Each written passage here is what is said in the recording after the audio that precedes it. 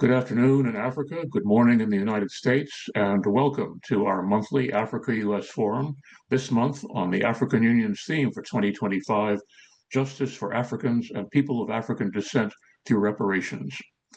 This forum is on the record and is being recorded. Video will be available shortly on the USC website, and also the PowerPoint presentations of our speakers will also be available. Our next forum will be on Wednesday, June 25th, and it will be the release of new information from a 24-country survey of attitudes towards the United States by the Pew Research Center. And Richard Reich, the director of international opinion for Pew, will be the presenter.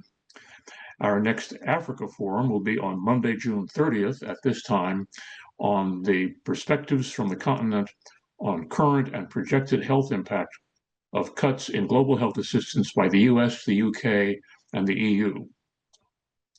These monthly forums are presented by, in alphabetical order, the African Center for the Study of the United States at the University of Witwatersrand in Johannesburg, the Annenberg Center for Communication, Leadership, and Policy at the University of Southern California in Los Angeles, the Center for African Studies at Howard University in Washington, D.C., the Institute for African Studies at George Washington University, also in Washington, D.C., the Institute for Inequalities in Global Health at the University of Southern California Keck School of Medicine in Washington and Los Angeles, and the Public Diplomacy Council of America.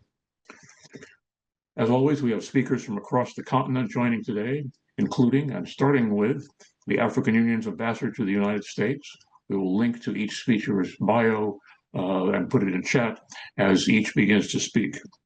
And we begin, as always, with our co-convener in Africa, Bob Wekesa, USC Annenberg's inaugural Africa Fellow and co-founder and director of the African Center for the Study of the United States at the University of Witwatersrand in Johannesburg. Good morning, and rather good afternoon, Bob. So the floor is yours from Johannesburg. Thank you very much, Adam, and thanks colleagues on the call, the speakers, as well as colleagues joining as participants. We are very glad that you could make time today for this event. As my senior colleague has mentioned, we are focusing on justice for Africans and people of African descent through reparations. And this is because this is the theme that the African Union has set for the year 2025. The African Union, over the last decade plus, has set themes for each year for the Africa Day. And Africa Day is the day, it commemorates the day in May 2025, 1963, when leaders of independent African countries met in Addis Ababa, the headquarters of the AU today, to forge unity and initiate the Organization of African Unity, which eventually became the African Union in 2012 in Durban, South Africa. And this year we watched as lots of organizations, universities, the African Union itself, African inclined Africanists around the world have focused on this in a big way. This event is part of the events, as mentioned, that we've been hosting, the forums that we've been hosting since December 2022. As of today, we've had over 40 of such events, and as my colleague Adam mentioned, you can access recordings and some of the writings around these events from our websites. My role is quite simple as usual, which is to moderate, meaning that I say very little and let the speakers do the speaking, to give us the perspectives. We are, as mentioned, quite honored and privileged to have Her Excellency Ambassador Hilda Suka-Mafudze, who is making perhaps the 4th or the 5th or the 6th, I've lost count, return to these forums. She is quite an accessible person, leader, governor, and a diplomat. Very briefly, as mentioned, we have the bios, so I'll not go into heavy regurgitation of the profiles, but just to mention that Ambassador Hilda Suka-Mafudze has been Africa Union permanent representative to the African Union mission in Washington, D.C. Since 2020, and she's a career diplomat, in fact, with a master's from University of Leicester in international relations.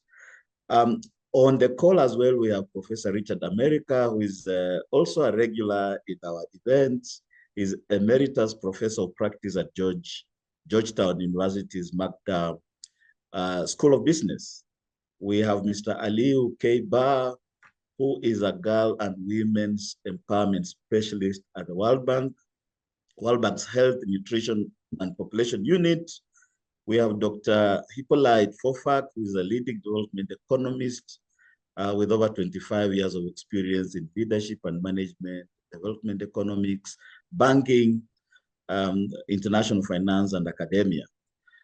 We have our colleague and friend and partner, Professor Krista Johnson, who is director of the Center for African Studies at Howard University. She's one of the founders of the forums under which banner we host these events. And lastly, we have Mr. Sungu Oyoo, who is a poet, nonviolent resistance trainer, campaign strategist, focusing on reparations and Pan-African feminism issues. And she's also, he is also associated with the Africa Rising movement. In today's discussion, we want to focus not only on reparations, but matters related. So we're asking the question of how is the African Union and African actors implementing the African Union's 2025 theme, which is the title of today's forum. We are moving on to ask the question of what are some of the impediments and triumphs towards achieving the imperative of a borderless Africa for all Africans. We are looking at the question of our initiatives towards Pan-African solidarity working, particularly with regards to the conflict-affected countries on the continent. And lastly, last but not least, rather, what is the state of advocacy campaigns on justice and equality issues across issues like climate change, issues like economic development, and so forth. At this point, let me turn it over back to Adam. I think Adam did the introduction, but Adam, do you want to weigh in before we go straight into the discussions? We begin with our guest, the ambassador of the African Union to the United States. And as Bob said, we welcome you once again we're honored once again to have you with us. And we look forward now to your opening remarks on this important topic.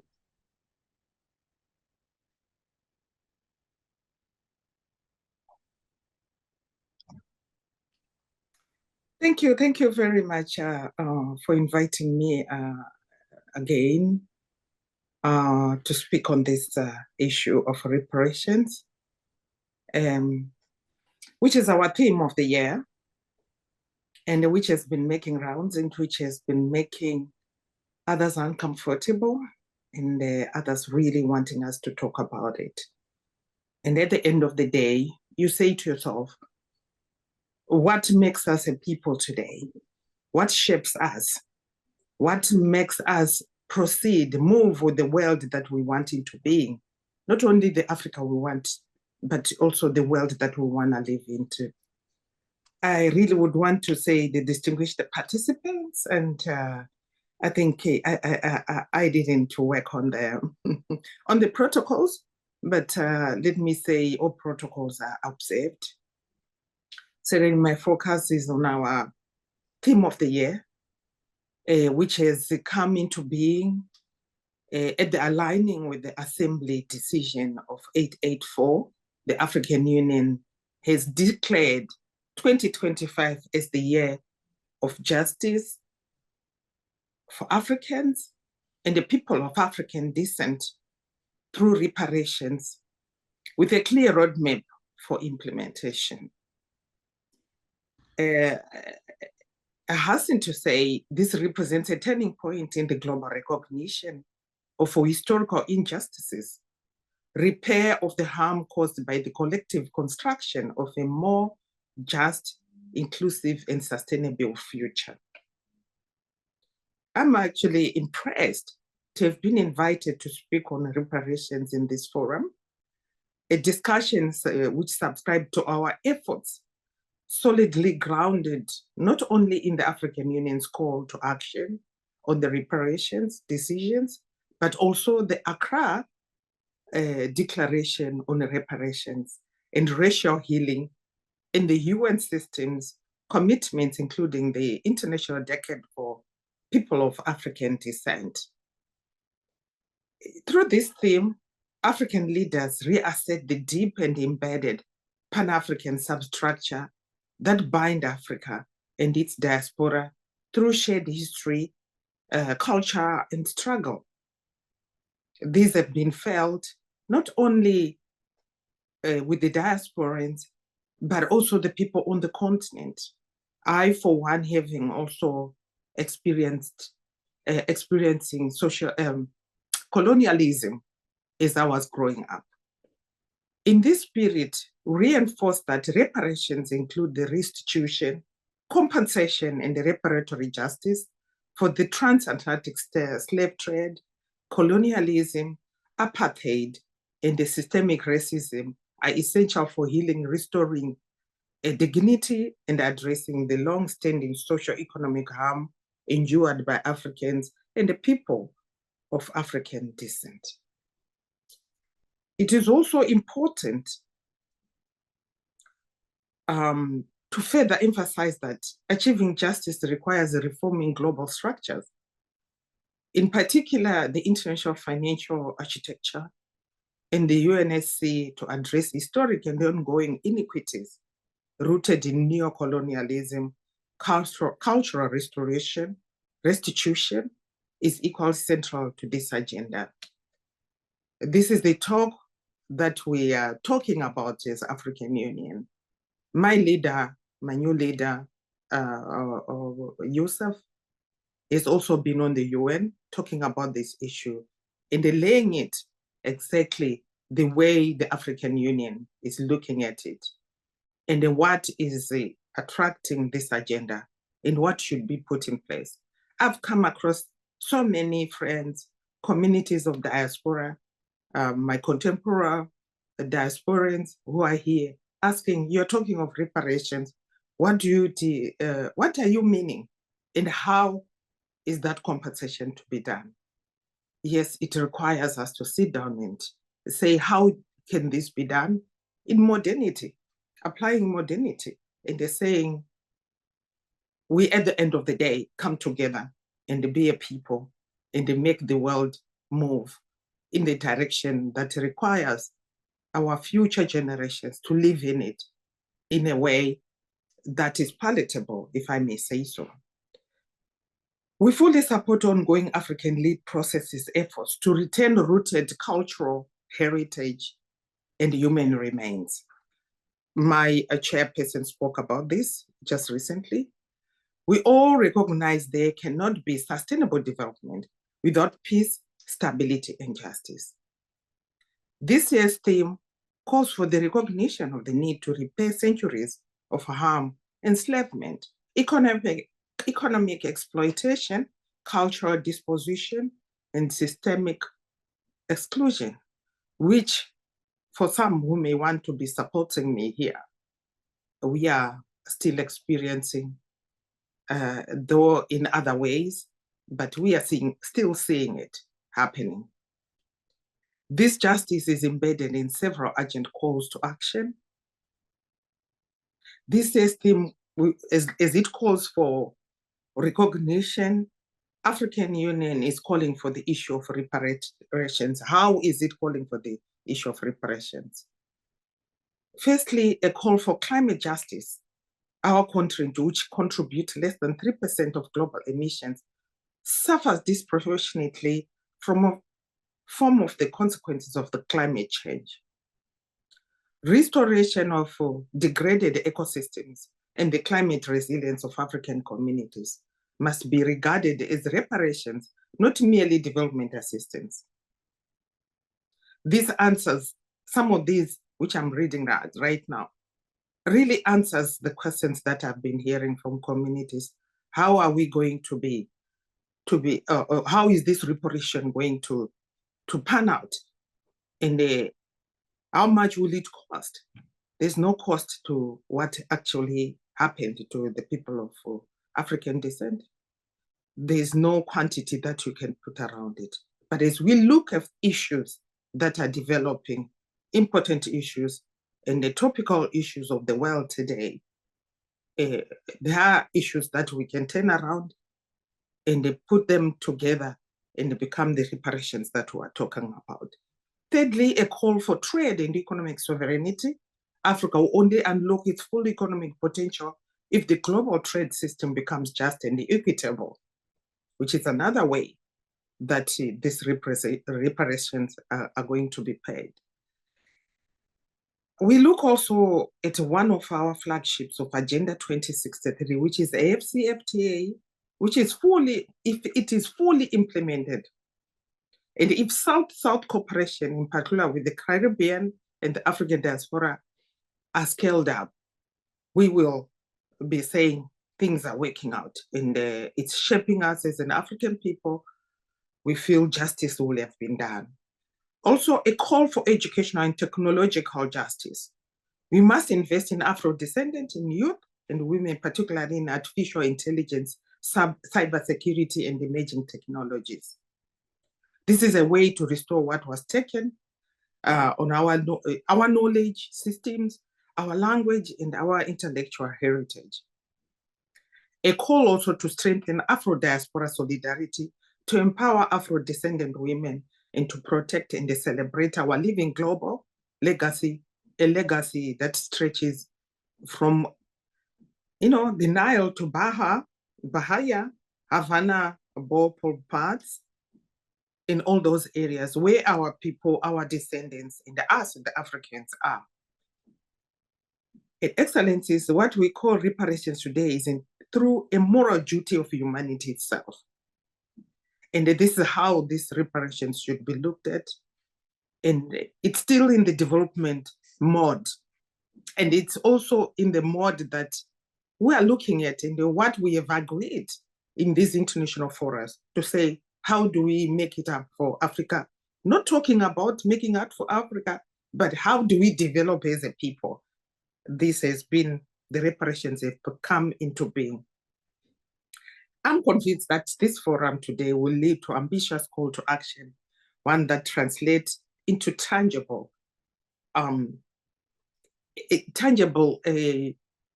directions that make us develop what we are looking at. I really thank you for listening. Thank you. Thank you very much, Ambassador Suka-Mafudze. I think you've given us a very good working outline upon which we shall insert perspectives, undertake debates. I'm hoping that you will stay on so that if there are questions, I do have my own questions, but I was like, let me hold. There will be colleagues on the call that might want to pose one or two questions, but I believe at this point we'll move on and invite Dr. Fofack. We did introduce him by way of a very short biographical note. Over to you, Dr. Fofack, for your remarks. Thank you very much, Excellency, for that wonderful summary and for your emphasis on the systemic approach to the problem. I think, indeed, it is a systemic issue. I've tried to put together a short PowerPoint presentation. It's comprehensive, but I will focus on the most important issues. I wanted to start with this line from Chinua Achebe. The last 500 years of European contact of Africa produced a body of literature that presented Africa in a very bad light, and to highlight the challenge of reparations and the fact that they're actually multidimensional. And it started with, am I not a man? We addressed that through abolitions. The legacy has remained very heavy and difficult to transcend. And that's where we are today. the persistent systemic inequality that the ambassador mentions are part of those legacies. So that's the first challenge. The second challenge is in this quote from John Maynard Keynes, from Chinua Achebe to John Maynard Keynes. The difficulty lies not so much in developing new ideas as in escaping from the old ones. I think the old ones, first old one is how do we graduate from that hierarchization of race, whereby the slaves were at the bottom of the rung. And the second old ideas is running away from the slavery issues. And we are not prepared to confront it.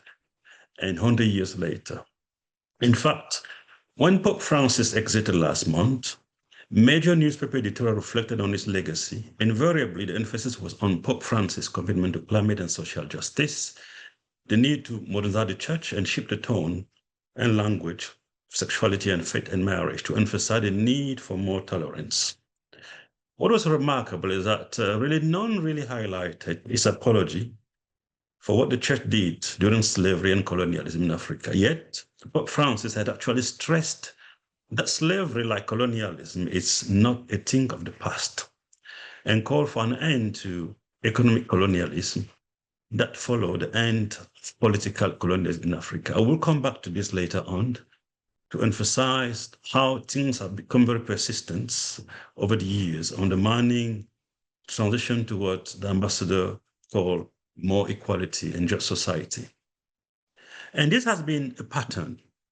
Issues which are critical to African Renaissance and dignity are rarely make it into mainstream media. Hence, it came as no surprise when there was no coverage of the 38th African Summit on slavery and reparation in mainstream media, even though we had wonderful keynote speaker in Mia Motley from Barbados and John Mahatma from Ghana.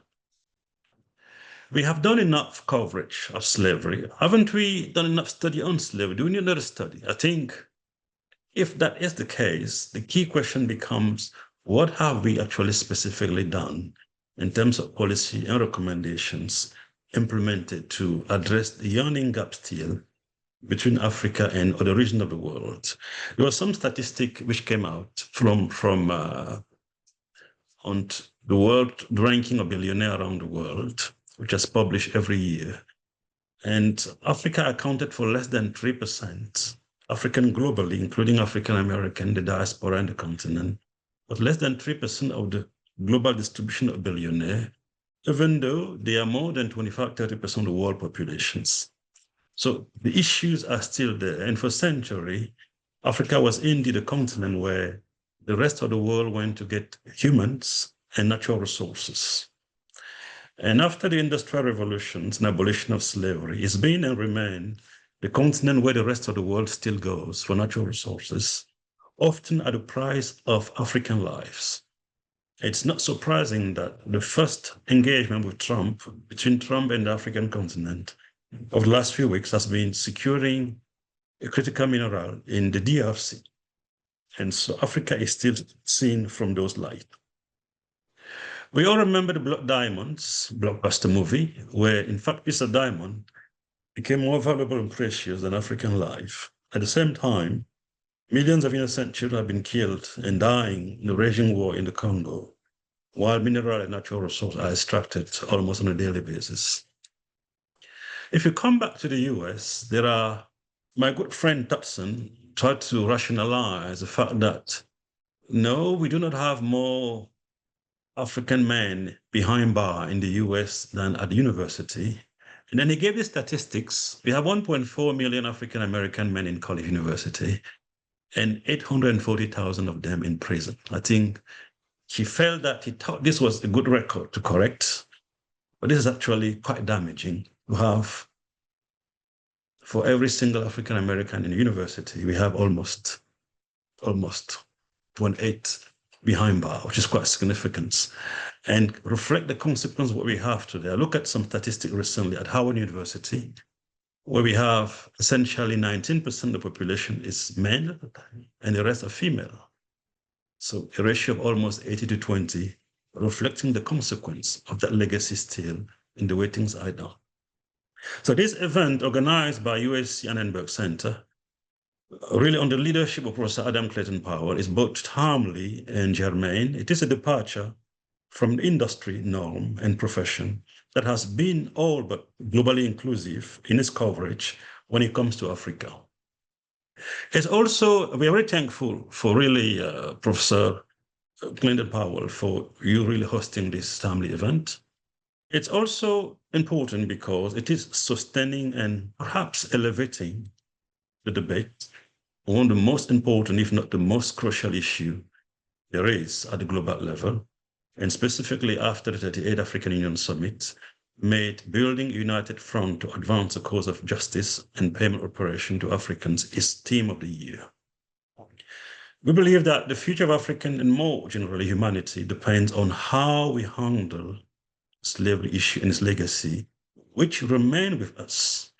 So after this brief overview, I think I will provide more really reflect on policies to foster a more inclusive world where the African-American ideals of liberty, life, liberty, and the pursuit of happiness for all, irrespective of race, becomes a reality for all, irrespective of country. But a brief overview on the slave trade and what happened in Addis Ababa was quite a momentous event to see African leader, President Muhammad, reflecting and reiterating how the historical injustice that started in the continent of Africa in the 15th century has invariably affected all people of African descent worldwide. The cultural Holocaust, the loss of identity, and the legacy of discrimination on equal access to opportunities born out of it, continuing to stifle their growth, personal development centuries later. Millions of young Africans forcibly transported across the Atlantic died during the infamous Middle Passage. And those who survived the journey were subjected to atrocious and dehumanizing treatment and exploited. In his 1805 illustrated publication, Injure Humanity, Samuel Wood provided a vivid presentation of what children of Africa endure as slaves in America, how enslaved people were actually flogged and branded with a red iron, how families were violently separated, probably never to see each other again.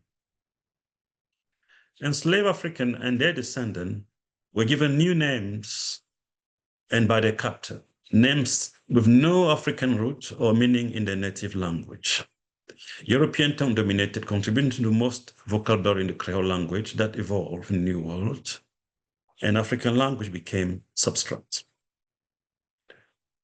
Today in Africa itself, European language also predominate, and African language are at risk of extinctions, a very serious risk, reflecting the long-term impact of the colonial education systems on which intergenerational transfer of knowledge is no longer carried through endogenous vector.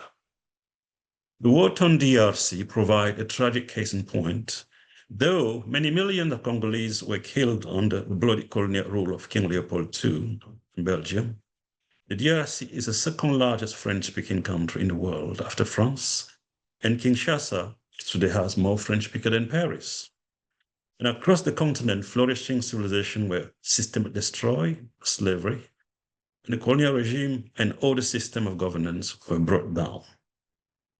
Here we have a quick summary of African precious artifacts around the world. We have more than 70,000 in the UK Museum. And in Belgium, we have almost 180,000 pieces of art. And I think if you look at National Museum of Netherlands, 60,000, and the list goes on and on. So this is what we see in terms of African treasure and precious objects of meaning distributed around the world. So precious symbol of cultural meaning and artifacts were either looted or destroyed, engendering a sense of cultural discontinuity that has fueled alienations and loss of identity. Slave trade, which primarily targeted African youths and most able workforce, stunted economic growth and long-term development, setting the region down a lasting path of external dependency which has become the root cause of dependency, intentional poverty, and systemic inequality. While geography, the physical separation may have created discontinuity and distance between the continent of Africa and its enslaved children diaspora, there's been continuity on the consequence and legacy of slavery, as we will see later on. Whether on the motherland or diaspora, African children and all people of African descent are still suffering from the consequence of slavery and that hierarchization of race. That odious crime was perpetrated for centuries, and its economic and social and psychological costs remain vivid and significant. After Frantz Fanon and Chinua Achebe, Witwatersrand, who reflected on the long-term psychological consequence of slavery and colonialism, including in one of his seminal manuscripts, Decolonizing the Mind, exited the scene last month. So you can see that's another dimensions of slavery legacy, the mind.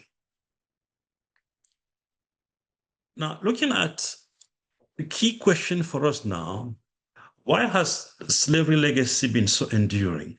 How come it has become decided to stick with us after so many years, more than 200 years after abolitions?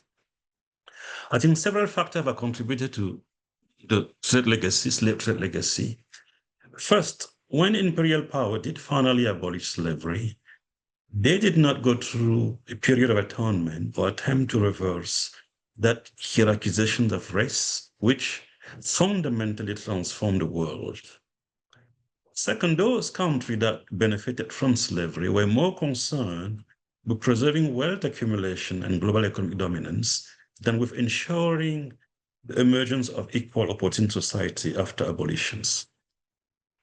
So lucrative was slavery to European imperial power that they felt compelled to compensate slaveholders after abolitions. And we saw that in the UK, and whereby slaves were compensated for more than 20 million pounds, which in today's money would be more than 2 billion. We saw that in France, where slaveholder was actually compensated. And the most emblematic case, in the case of France, Haiti, where France actually imposed a huge independence debt of 150 million French franc at the time. It took 122 years for Haitian to actually pay for it. And the cost has been significant in terms of Haitian development. And French economist Thomas Piketty estimates that France will actually be repaying Haiti $28 billion in terms of restitutions. And worse still, I think Napoleon had to reinstate slavery in 1802, making France the only country in the world which has to actually abolish slavery twice. And because, and this is very important, and because the abolition of slavery had no cost to France, it was reinstated and later abolished again, still at no cost. Because it had no cost to all European imperial power, it was immediately followed by colonialism, apartheid, and neocolonialism to perpetuate the system of exploitations and dominations, which had led to the stratification of race, in which race and class intersect. And we are not surprised, therefore, that 23 of 28 poorest countries in the world are in Africa. 60% of the world poor today reside within the continent, even though it's only 17% of the world populations. And you look at Africa, South Africa unemployment rate, where our moderator is based, it's 36% of Black are unemployed in South Africa, against 7.6% for the white. If you come to the US, we have the same gap, where the Black unemployment rate is 6.3%, again, 3.8% for the white populations. So these systemic issues are there, whether African are in a country where they're a majority or a minority, the fate is the same in terms of wealth and income inequality and injustice. The next thing that I would like us to reflect on before we close, it's what I call the transatlantic slave trade, a crime against humanity in word, but not in deed. And the enslaved African is been recognized as a crime against humanity. We saw that in France in 2001, even though Macron was quick to say that, to rule out any reparation. European Parliament also recognized there was a crime against humanity, and last year California made a very important move, joining other US states, even though Maryland has been more reluctant. In a more encouraging move in December 2022, the government of Netherlands apologized for its country's role in slavery and established a fund of 200 million euro to actually raise awareness of the Dutch history as a colonial power, as well as fostering engagement and addressing the present day's effect of slavery, recognizing that the legacy still endures. International law recognizes that those who commit crimes against humanity must make reparations. We've seen that in the Republic of Korea, which suffered the Japanese, or Israel, which was a compensation from Germany after World War II, the Japanese American after the internment, and the Maoris in the New Zealand.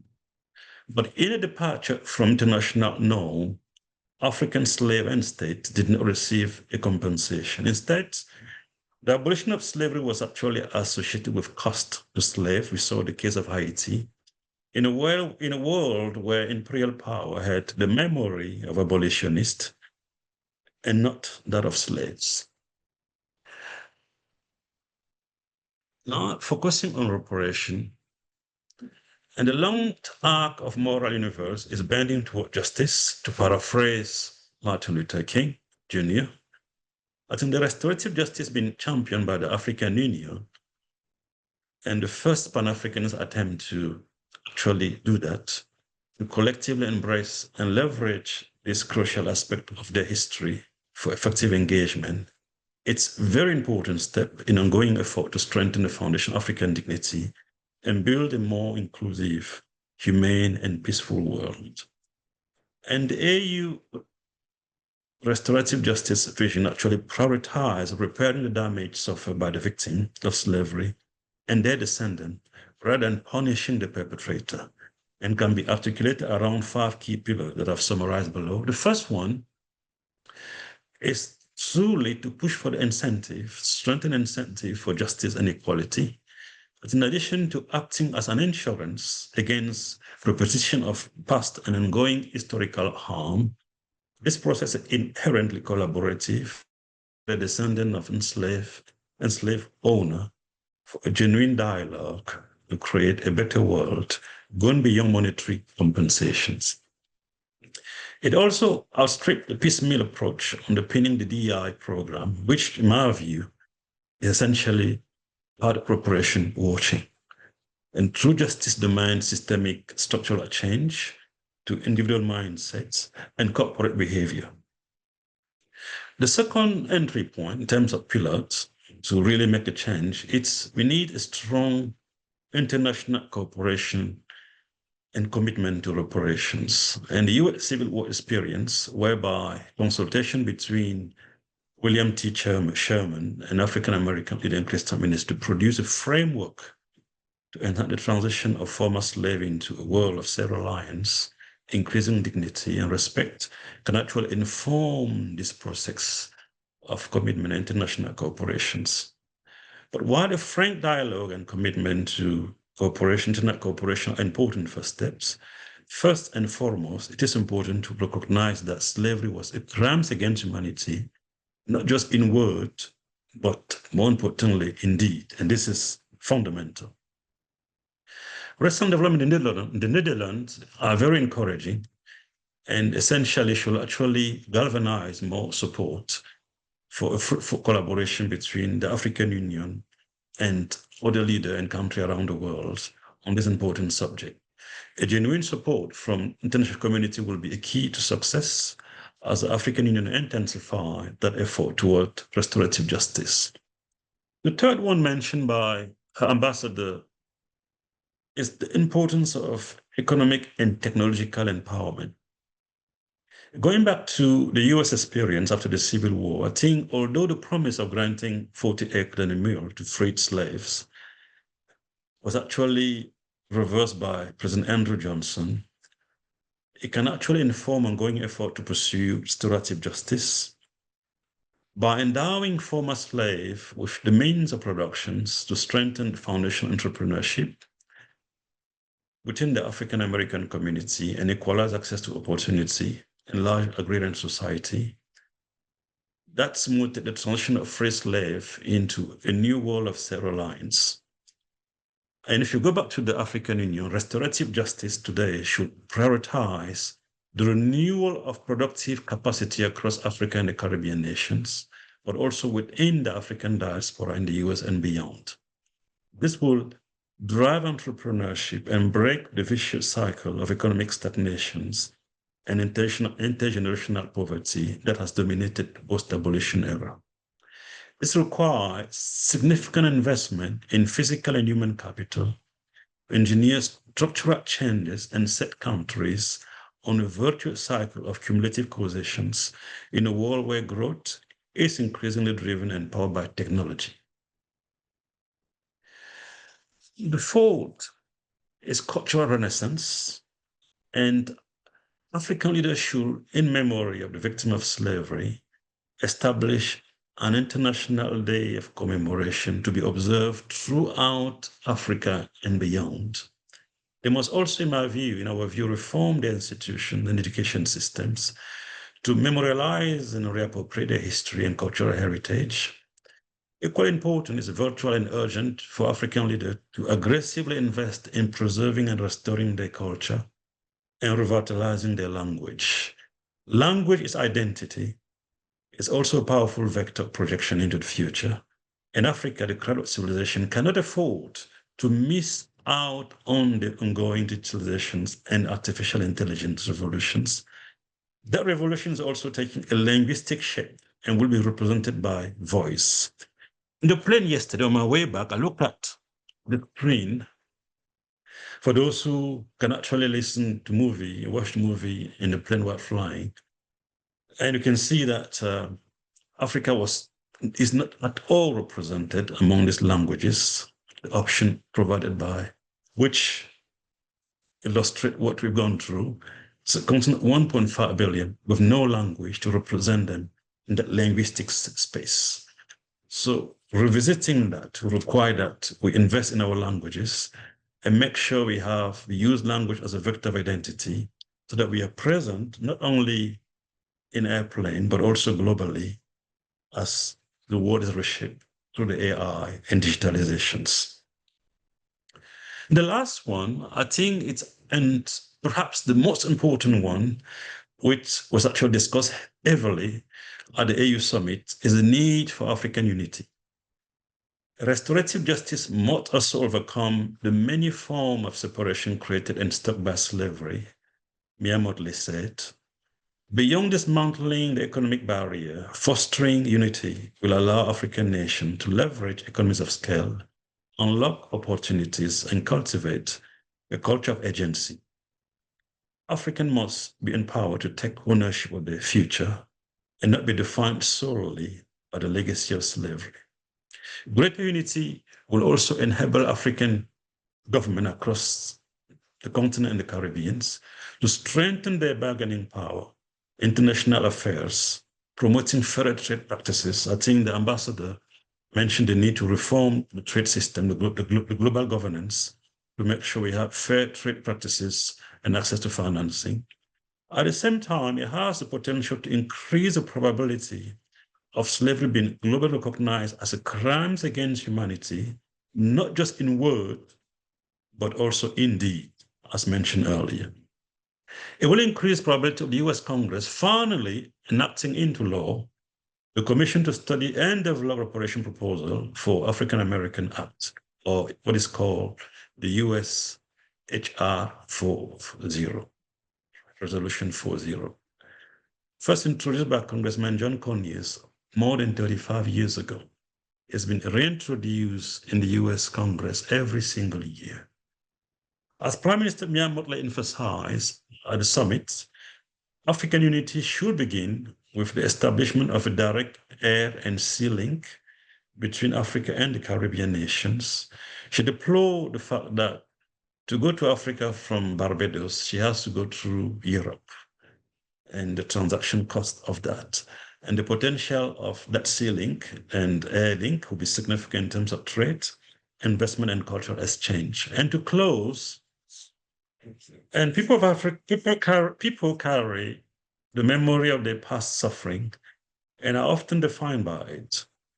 For people of African descent, digitalization has created an intercontinental collective imaginary of historical trauma associated with slavery, which is galvanizing the push for reparations and restorative justice. However, as we discussed earlier, the process of restorative justice is multidimensional and cannot be unidirectional. It requires more than atonement and money. If you are to yield, collaboration between both descendant of slave and slave owner is crucial. Recognizing slavery's lasting impact as crimes against humanity, in addition to the step being taken now by the African Union and other world leaders, are essential milestones amid ongoing effort to create a better and equitable future for all people. However, genuine success depends on the commitment of all parties involved on both sides of the restorative justice equations. Above all, unity among Africans is essential to foster cultural convergence and leverage the geopolitical economic benefits of scale to strengthen the culture of agency within the African community on both sides of the Southern Atlantic front and beyond. Unity, which has always been the means and an end for Africans, has perhaps become a necessity on the part of restorative justice and transition toward a better and more inclusive world where the American ideal of life, liberty, and the pursuit of happiness for all people, irrespective of race, is indeed a reality for all, irrespective of country. Thank you very much. Thank you very much, Dr. Fofack. I think you've given us a very structured body of knowledge and information, starting with the historical background, coming on to justifications on why restorative justice and reparations are important. I particularly liked that bit because we've seen contrarian narratives to the effect that Africans should move on. Colonialism is over. You should not be looking in the rear mirror. You should be looking through the screen ahead. But I think you've given quite solid statistics, justifications of the manifestations of slavery and colonialism today. So it might look like it's past, but it is hitting us, it is current, it affects us now. And of course, I also like the idea that you touched on the fact that slavery and colonialism, including neocolonialism, are actually international crimes, and that they have been effectively been addressed in places like the Pacific, East Asia, Korea and Japan, for example, and so forth. This is a very solid discussion, and it now allows us to move to the next speaker, Mr. Alieu. I am a political organizer with MWAMCO, which is a Pan-African organization that specializes on leftist and Pan-Africanist organizing and education on the continent and its diaspora. When I was invited to speak in this, I've thought long and hard about it. When you look at the trajectory of the African Union from its inception as the OAU, the Organization for African Unity, up to its changing its name for whatever reasons to the African Union through the Constitutive Act, it has done little or almost nothing when it comes to these great questions for Africans and for our time. So I think I would begin with a critique of that very thing, that how the African Union has become this institution that every year declares these big grand things: the year of agriculture, the year of the youth, the year for reparations. It has been doing this continuously, and nothing has ever come out of it. I mean, Agenda 2063 has been around. There's a lot of declarations that have happened, and I think these are very important questions that should not be bastardized or reduced to some sloganeering by career diplomats or people who are just looking for themes for every year, but nothing ever comes out of it. It is an insult to the memory of all those enslaved Africans, to all those people who have gone through the colonial plunder and are still going through neo-colonial plundering of their lands and their resources. I think we must make that very clear. And people ask, some of us who live on this continent, who struggle on this continent, who want to see a dignified and radiant Africa, must be willing to come to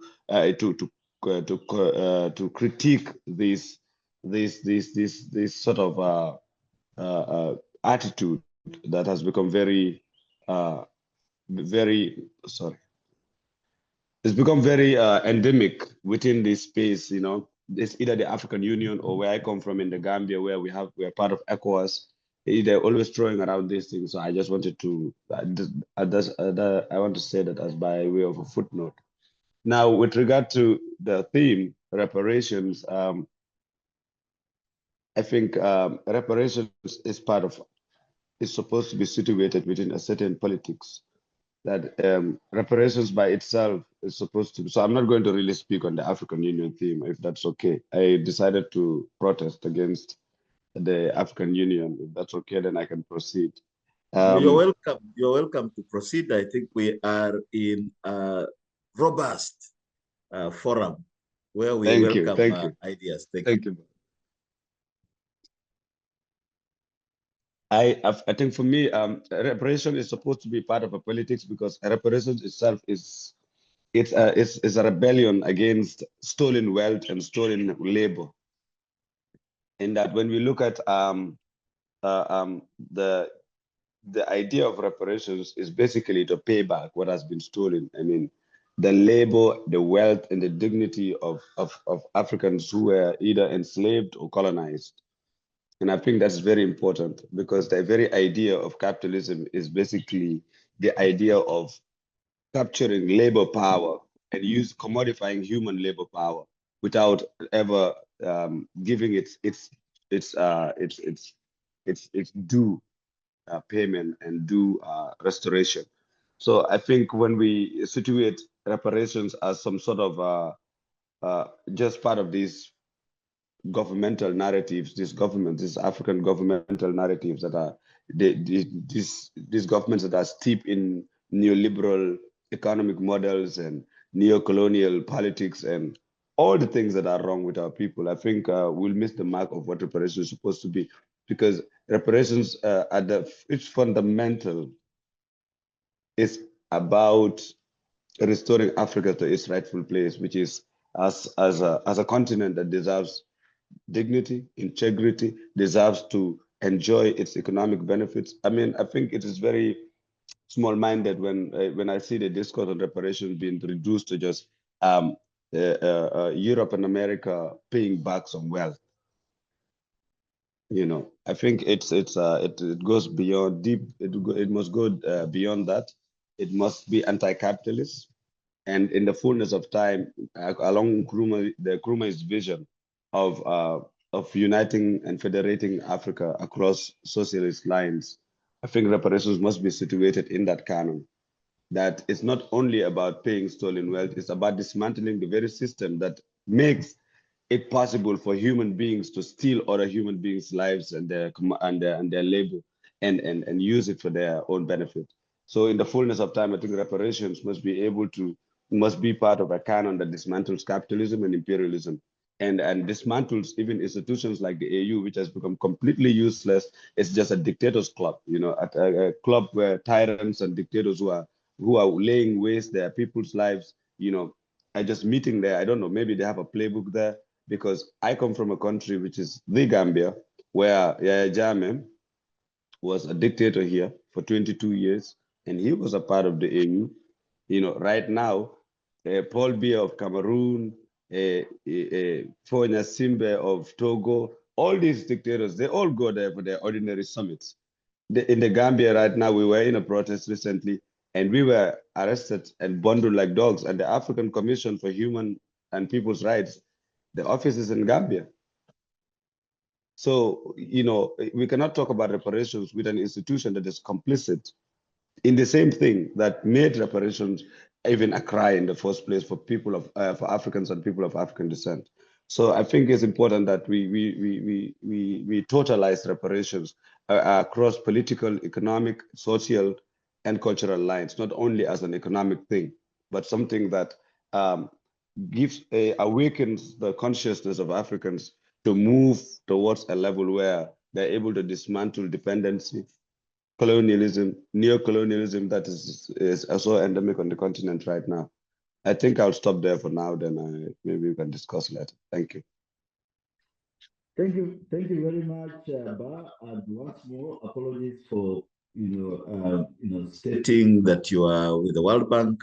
Clearly, from your interventions here, I don't think the World Bank will have you anywhere close their doors or in their within their offices or domains. But we do appreciate that you have brought in very critical perspectives, and this actually helps us then to be candid in some of our discussions. At this point in time now, I will invite Mr. Sungu Oyoo. I guess it's Mamuko Africa. We did introduce you. You're most welcome. And we were introduced to you by Africa Rising. I know there have been many activities. But at any rate, this is a large topic. You can choose to approach it from whatever perspective you feel works best for you. And over to you. Thank you. Thank you, Dr. Wekesa, and greetings to everyone who's on the call, especially those who've put together this very important call. My name is Sungu Oyoo. I'm a writer and an organizer with Mwamko Africa, the Pan-African Popular Pedagogy Collective. And I additionally serve as a national spokesperson of Kongamano la Mapinduzi, which is a political movement in Kenya. I think I'll start by just by affirming that our struggle for reparations is a just and righteous struggle. And so in as much as, but for the purposes of the engagement we're having today, I think I'll situate reparations in the eras of slavery and also in the colonial era. Because there's been a very deliberate project over the years and over the decades aimed at erasure of memory. And it's what you alluded to, Dr. Wekesa, when you said there's this comments that come that Africans should just move on, colonialism ended, slavery ended. And I think these are racist delusions because such questions were never asked when the Jews, for example, demanded for reparations after the Holocaust. Such questions were never asked when the Armenians got their reparations. It is only when Black people ask for reparations that the question of colonialism having ended and the atrocities against us having ended are brought up. In the 21st century, as I begin, I think it's really important for us to situate reparations, because in the 21st century, the struggle for reparations is at the center of the struggle for complete decolonization. And so we cannot talk about decolonization and completing the unfinished African liberation struggle without bringing up the question of reparations and all that it entails. And we have to move really way back, maybe to 1482, when Elmina Castle in Ghana was constructed, when capital declared war without terms against African people, probably earlier when the African people were enslaved and taken to other continents to work on lands which other people had been dispossessed of, whether it's in the Americas, in the Caribbean, and all these other places. And so I think it's really important that we situate reparations in a correct manner. But I think the main question you asked was the successes and limitations with regard to our struggle for reparations. I think for me, there's only one success I can think of.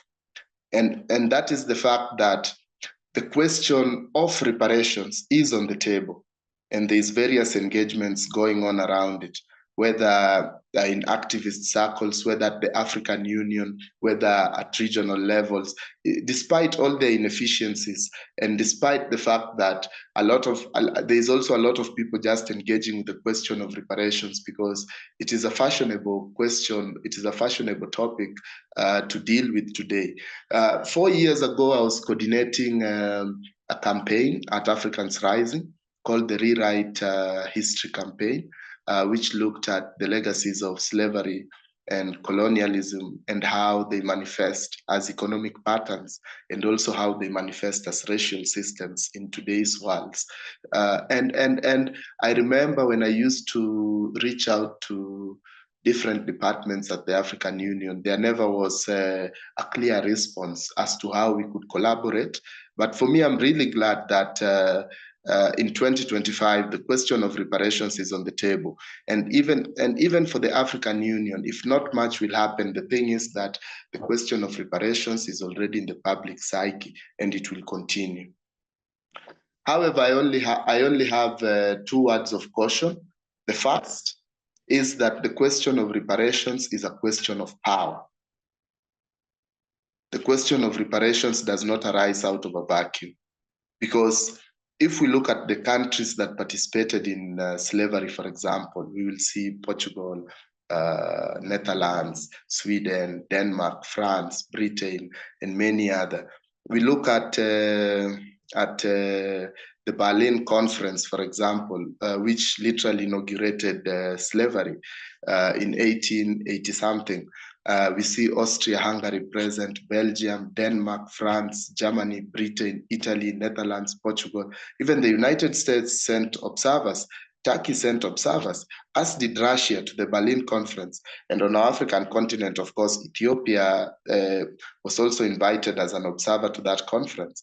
And so if we speak about the question of reparations, we must look at the power structures, especially politically and economically at a global level, and see where we situate reparations within them. Because even those European countries that were not directly involved in the colonial enterprise, for example, Sweden or Denmark or whoever, who were not directly colonial powers in Africa, you find that they control the trade, they control the shipping and the shipping companies, they control the banking empires, they control the insurance. And so all of Europe was a beneficiary of colonialism, as was the United States.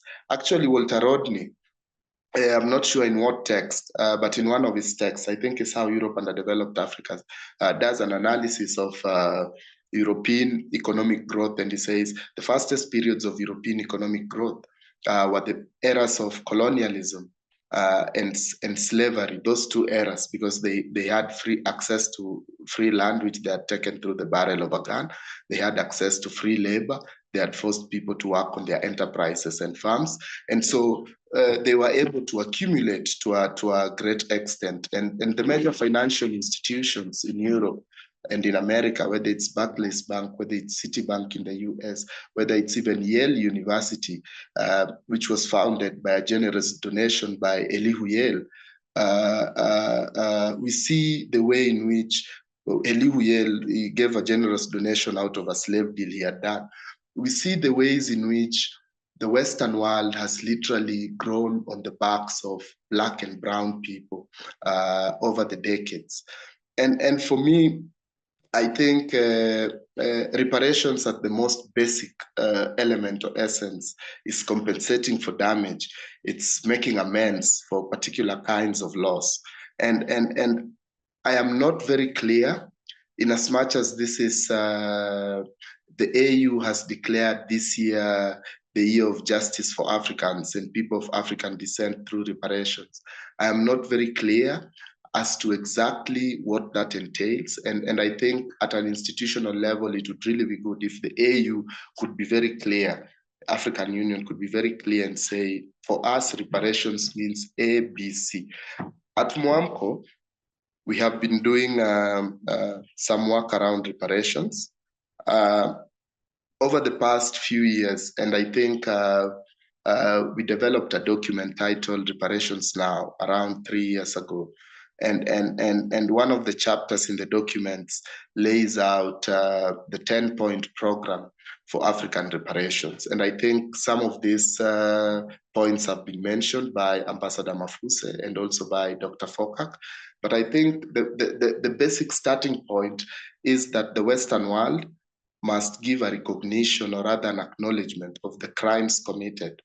And in addition to acknowledging the crimes that were committed by their forebearers, they must apologize for those crimes. Because, you know, you cannot engage with someone or an institution on an issue which they do not recognize as a crime, which in reality is a crime, like Dr. Fofack mentioned. And so I think it's really important that these nations come out and explicitly recognize these crimes and render apologies to those who are affected by these crimes.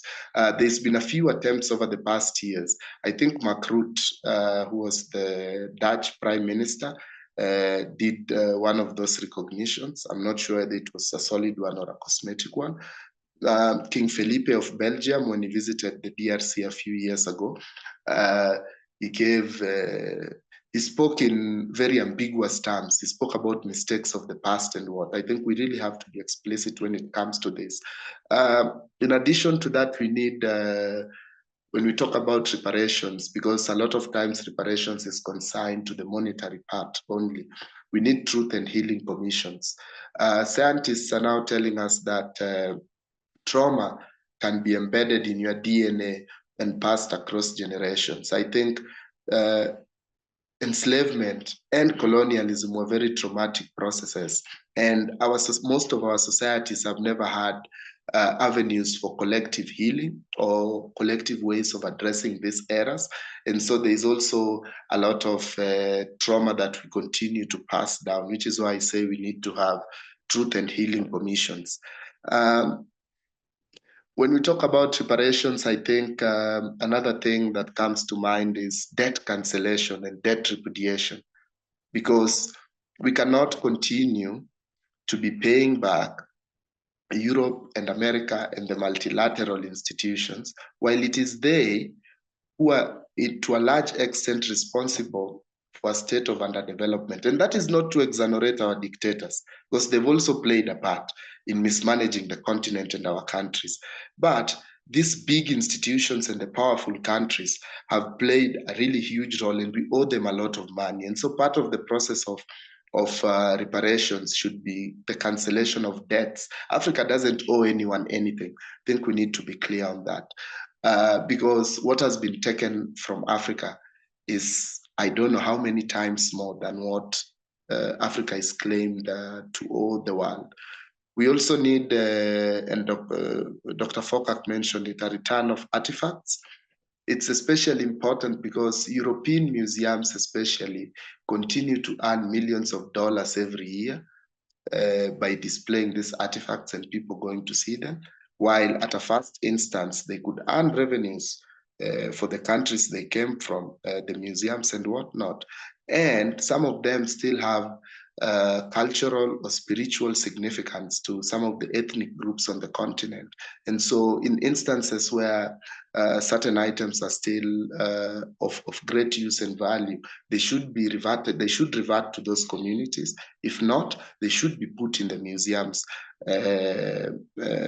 so they at least they can earn something there, because they're African artifacts and they were taken through the barrel of a gun. Fifth, I would talk of land reform and land redistribution, because the colonial enterprise, especially for those of us who come from what were settler colonies, the colonial enterprise took the land from the people through the barrel of a gun. It never, and at independence, that land never reverted back to its original owners. And so we have a chronic problem of landlessness.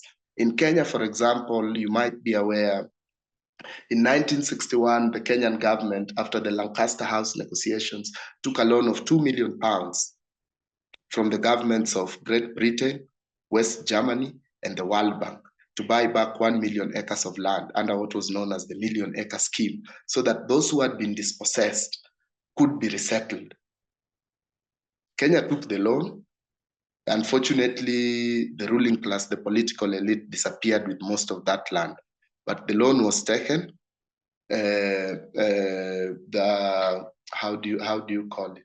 The Kenyan state only finished repaying that loan to Britain, West Germany, and the World Bank in the 80s. And so it just shows, and the British never bought it from anyone. They took it through the barrel of a gun. And so when we talk of reparations, I think we have to be multidimensional and think of the economic patterns which enabled colonialism, the economic patterns on which slavery was anchored on.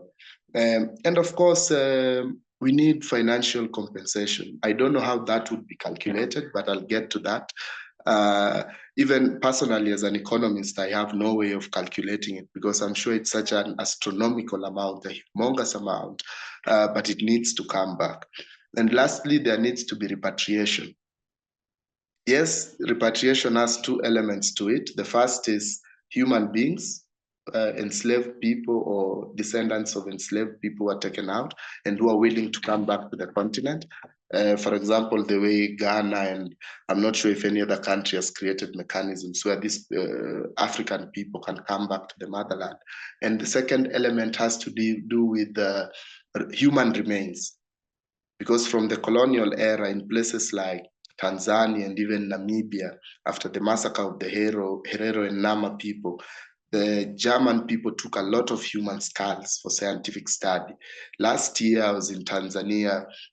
We had an event on reparations, and one of our good friends at Mwamko was launching a film. I think it's titled The Grave Without a Head, something of the sort. So it's of a family tracing the skull of their great-grandfather who was killed and his head chopped off and taken to Berlin by the Germans. And in their culture, if you're buried without a head, it's not a complete burial. And so 4 generations later, this family is still trying to carry out a dignified burial for one of those who came before them. And I think the question of human remains, there's a lot of European countries holding human remains, especially from the colonial era, remains of resistance leaders and whatnot, and what they took for scientific study. When we refer to that form of pseudoscience that they were engaged in. At an overall level, when we discuss especially financial compensation, I think the African continent, all progressive organizations, all progressive movements, all institutions on the continent must at least follow the example set by CARICOM, the Caribbean Community, which in 2013 established the CARICOM Reparations Commission. And at Mwamko, we have proposed on more than one instance the establishment of an All-African People's Reparation Commission as a body specifically tasked with following up on the question of reparations. And so I think there has to be a framework. There has to be a framework around it. And then this body can then get into the specifics and do everything. But if it's done by one person or a small department at the African Union, then it really, I do not think it has the capacity to go far, because the question of reparations is a direct clash with the global capitalist structure, with imperialism itself. It is a direct clash with the hegemonic structure of society. Thank you. Are you saying I should end, or can I continue? Politely saying we have like 2 other speakers, but you can perhaps wrap up. Thank you. Yeah. Thank you. I'll try use up only 1 minute or 2 minutes. I think despite the African Union declaring 2025 the year of reparations, at a national level, most governments have shied away from this question because either it runs counter to the interests of the national bourgeoisie where it exists, or some of the leaders are also afraid of upsetting their masters across the ocean. And I think we really have to be clear about this. And when we think of reparations, we need to think of the challenges that the struggle for reparations will face. because I started by saying it's a just and righteous struggle. It's born out of, it arises out of the dehumanization of African people. In 2022, when Cote d'Ivoire, Ivory Coast, introduced a motion at the UN, United Nations, it was, I don't remember the exact wording, but it's a motion against racism, racial crimes, xenophobia, and all these things. Britain vetoed that motion. And Rita French, who was the British ambassador to the UN at that time, I think it's 2022 or 2021, my memory fails me. She said, if Britain is to support that motion, then they would become liable to pay reparations to the countries they colonized. And so it's just to state that even in as much as we engage in this struggle for reparations, we must be aware that there will be resistance from the dominant global powers. Dr. Fofack mentioned the Netherlands and what happened under Rutte's government, but Netherlands now has a right-wing government, which might just reverse the progressive policies that Rutte brought. Belgium, on the other hand, King Felipe came to Congo in his first state visit a few years ago, and he brought back one mask, Congolese mask. It's a carving. And he said he's brought it on loan to the Congolese government.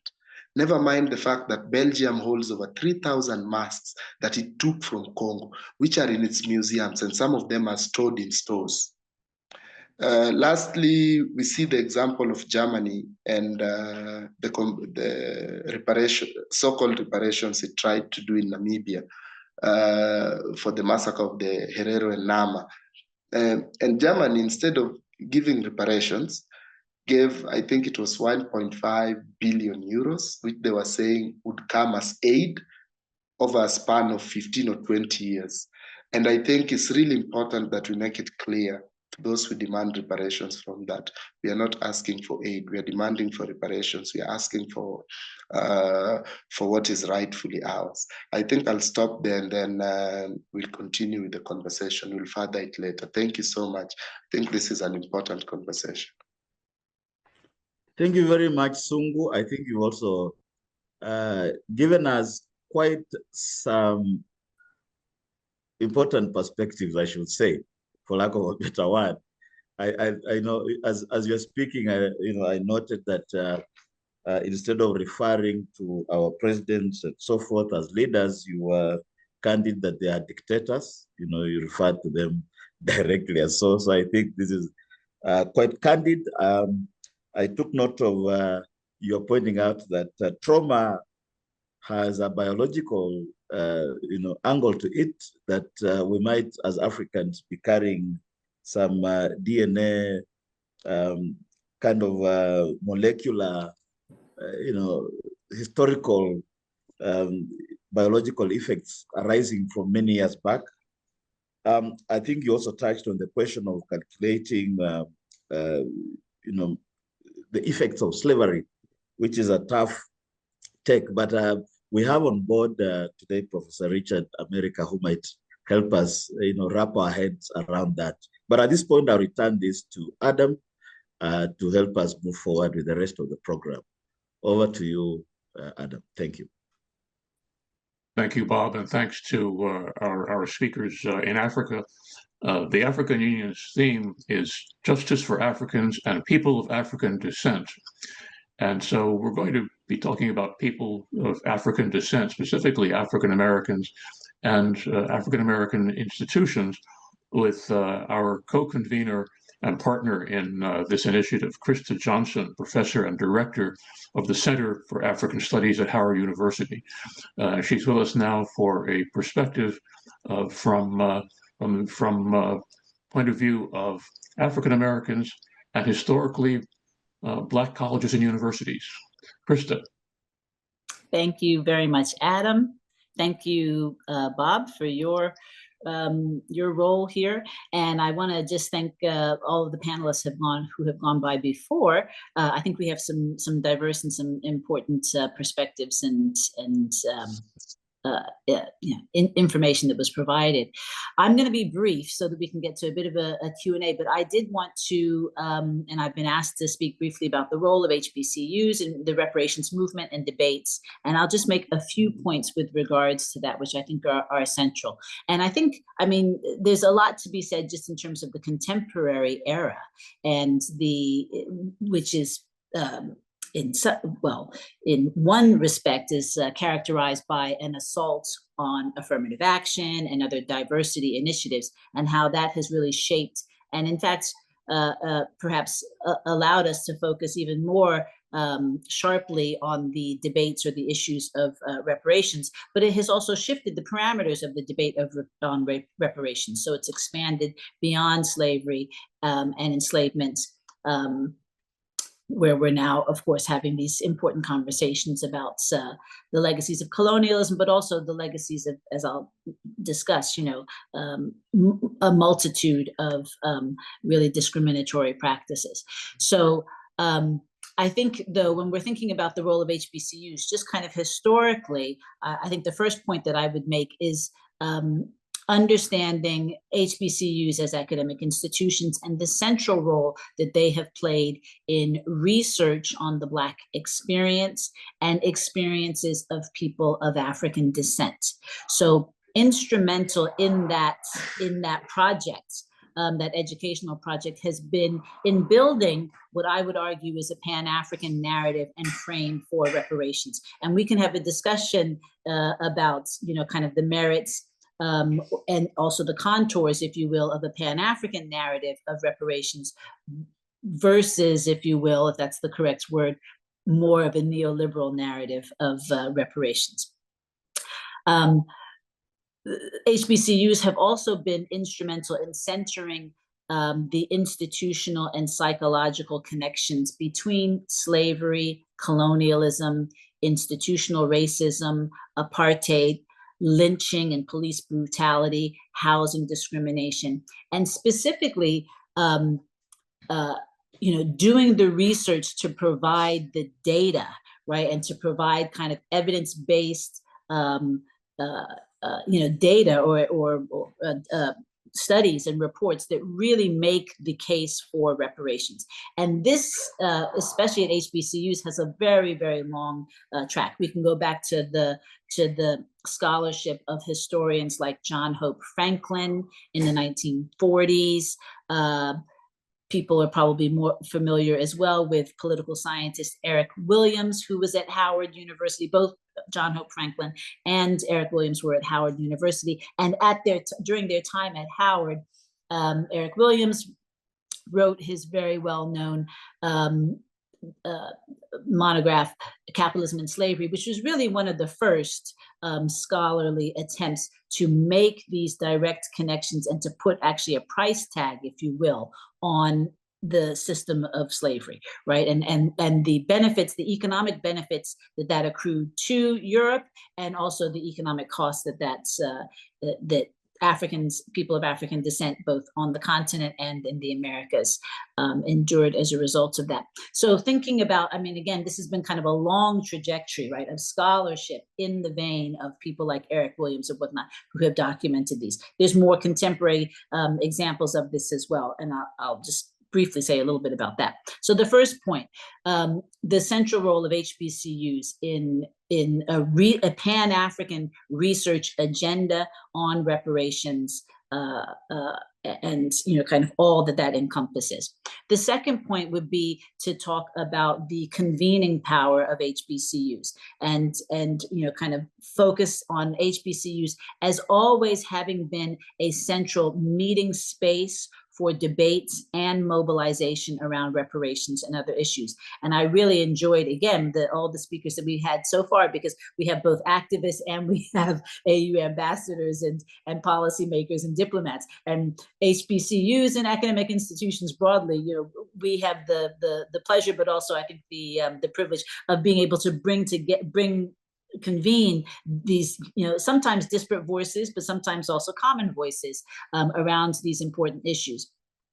And that has been also central. I do want to give some contemporary examples of this kind of convening power, the kind of the debates and discussions that have been going on on HBCU campuses, not just Howard University. I'm going to give some examples from 2023. Some people may be, our African colleagues may not be familiar, but there was a documentary that came out in 2022, 2023 called The Big Payback, because as some of the presenters had mentioned, there's some examples of municipalities in the United States that have proposed reparations legislation, and some examples of there having been some success in actually achieving some forms of reparations for African American communities here in some municipalities in the United States. So this documentary is actually a documentary of one of those success stories that came out of Evanston, Illinois.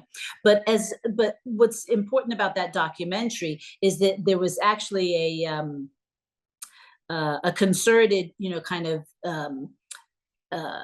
discussion and movement to bring that documentary to a series of HBCU campuses where students and scholars and activists would debate and discuss this issue of around reparations. So in particular, I would highlight in 2023 at Bennett College, they kicked off an event around the Big Payback documentary. And it included both the screening of the film, but also debates by students and administrators and scholars and community activists. Johnson C. Smith University also had a similar debate or similar event in 2023, where there's been, growing, I think, conversation and dialogue and discussion on a number of HBCU campuses, not just around this documentary, but really using this as kind of the launch pad to have broader debates and discussions in the very contemporary context. So point two. Point three, I would say, I would highlight HBCU's involvement in legislative advocacy at both federal and local levels.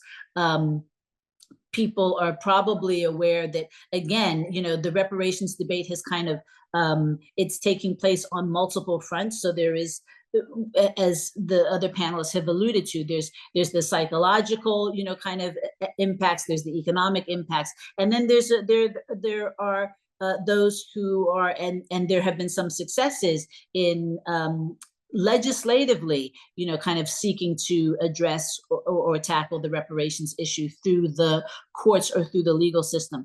Howard University, our School of Law, particularly the work by Professor Justin Hansford, who's a member actually of the UN Permanent Forum, has been instrumental in this. We can talk about, of course, Howard Law School's long history of this, but even just in terms of the contemporary activities that they're involved in, people should know that the law school has a movement lawyering clinic, which works with the Reparations United to develop what's being termed the Slavery Disclosure and Redress Ordinance Toolkit.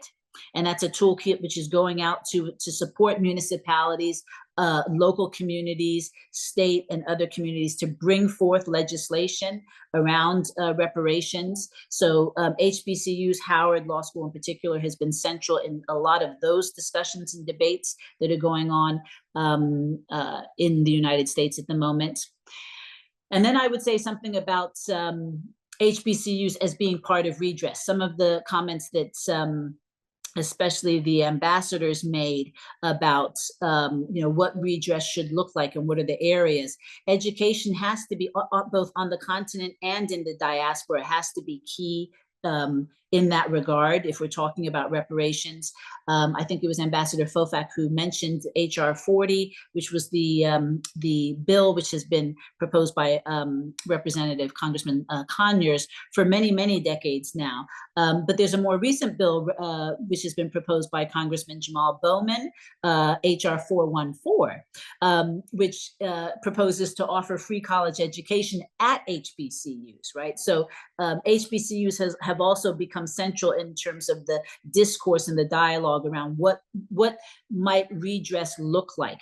And we've seen this, I think, in a number of areas. I would also just highlight, again, that there was an interesting study that was done in 2001, which again really clearly documents the cost of not just slavery, right, but Jim Crow and racial discrimination, lynching, all of these other things, police brutality, all of these other things, redlining, you know, the list goes on, since slavery.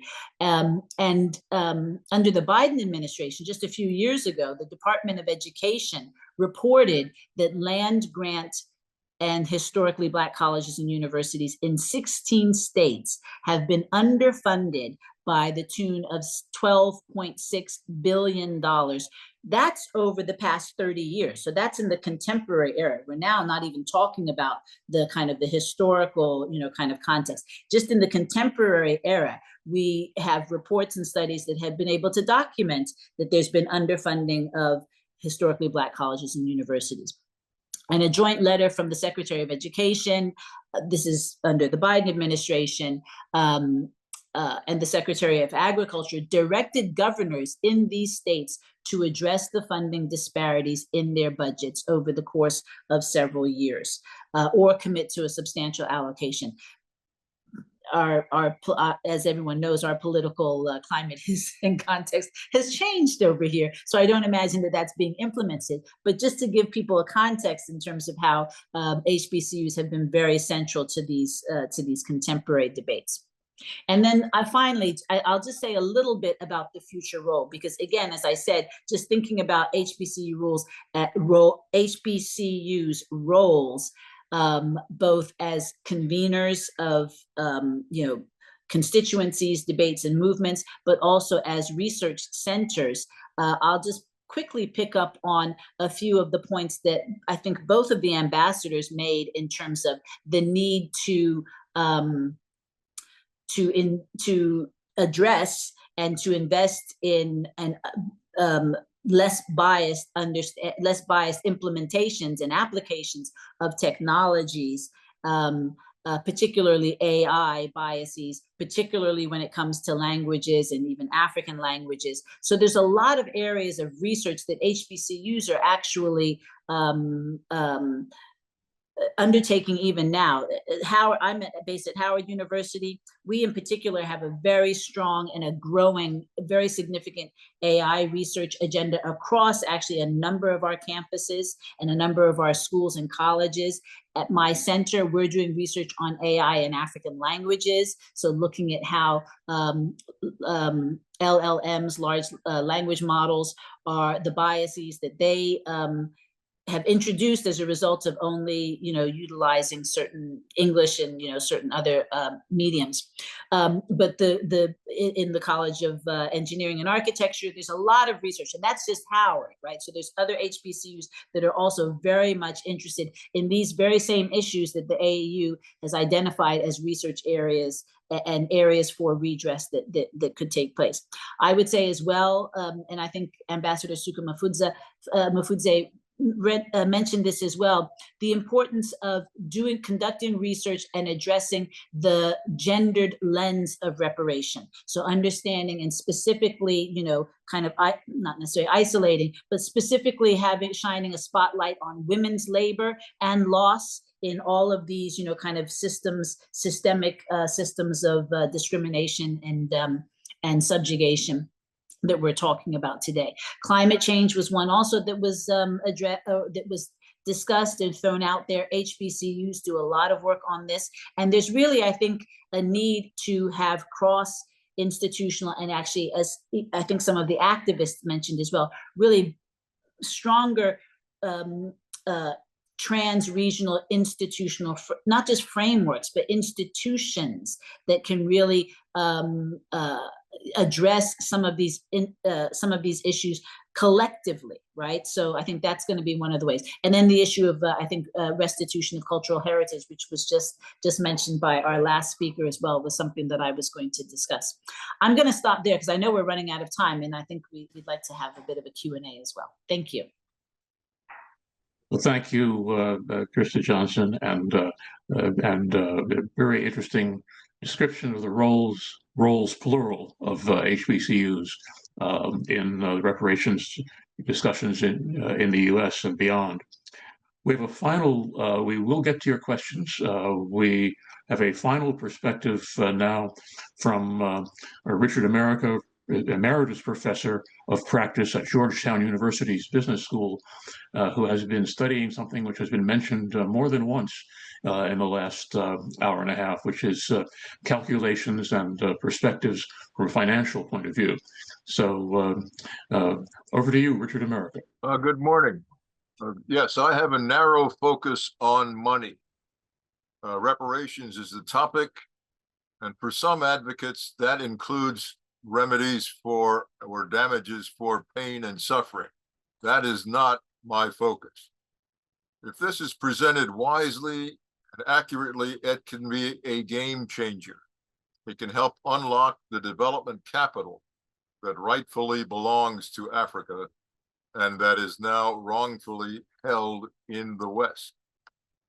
This is not some radical idea. It is now mainstream and serious.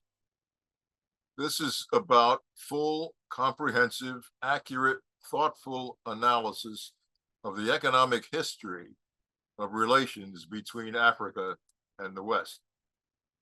It can lead to fundamental positive changes in policy and practice at the World Bank and other multilateral and bilateral financial institutions. Europe and the U.S. had a dominant position relative to Africa for 400 years up to the present. They abused that dominant position and created a coercive system in labor, investment, and trade relations. They extracted and transferred wealth and produced an overaccumulation of wealth estimated by my most recent calculations at about 8 trillion, and much more in destruction and damages to Africa's economic performance. I'm focused on unjust enrichment that can now be disgorged and recouped, recovered, restored, returned through the World Bank and through bilateral development grants, not loans. The restitution means return of stolen wealth. By the way, there were 2 conferences on this topic, one at Lagos in 1990, and the second at Abuja in 1993. I was invited to participate in both of those. So what we're talking about now actually had seeds much earlier than that, but those were formal occasions in which representatives from all over Africa and a delegation from the U.S. and the Caribbean and Latin America were participants. Those meetings prepared some of the ground, and now we will approach this properly and produce concrete, substantial results. Finally, there has not yet been a thorough analysis of unjust enrichment within South Africa, the apartheid and earlier regimes, and we're working on that. The Truth and Reconciliation Commission never did quite get its arms around the internal unjust enrichment problem in South Africa, and it is timely now to do that work. Now, I will make 8 points that are intended to assist the African Development Bank and the African Union, the World Bank and the IMF in creating stronger development assistance to lift 1 billion people out of economic distress over the next 35 years by 2060. By reparations, I do not mean some kind of payment for misbehavior. This is a technocratic issue and a search for realistic solutions to long-standing problems. First, Africa has observable levels of chronic poverty and other symptoms of lagging economic development. One reason is a history of abusive dominance, as I said, by Europe and the United States since around 1500. Wise public policy is required to create and manage effective development assistance, and African national economic and social policy can also be much improved. That all requires rigorous analysis of the economic history in the region and its trade, labor, investment relations with the West. We have a flawed international balance of payments accounting system. It fails to recognize unequal exchange and excesses and imbalances and coerced unjust enrichment. We can correct that. The African Development Bank, the AU, and many think tanks, the World Bank and the IMF and others can correct those flaws. That this is a management and technocratic opportunity. Current preliminary, illustrative, rough ballpark estimates of damages are available in the book that I put in the chat, Accounting for Colonialism. These estimates will be strengthened and refined. And that analysis can guide the international development organizations that I spoke of to a new way of transferring capital to Africa in the right manner, at the right scale, over the right duration, to reach the goal of middle income status by 2060 for every country. And that summarizes. That's my conclusion. Thank you.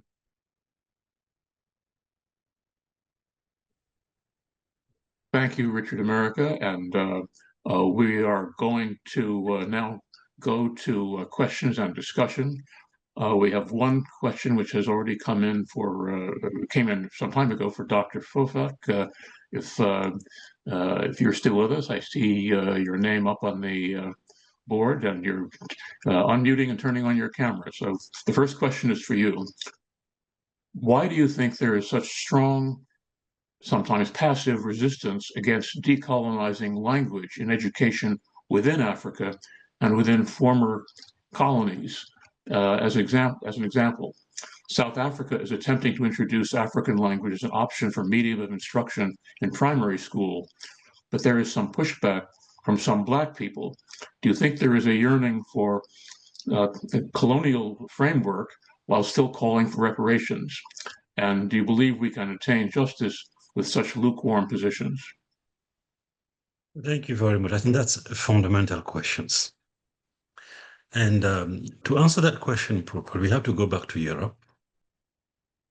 When you look at France in particular, and during my first years in France, as a student, as a young student, I was in the north of France. When I arrived in France, I thought there was a unicity of language in France.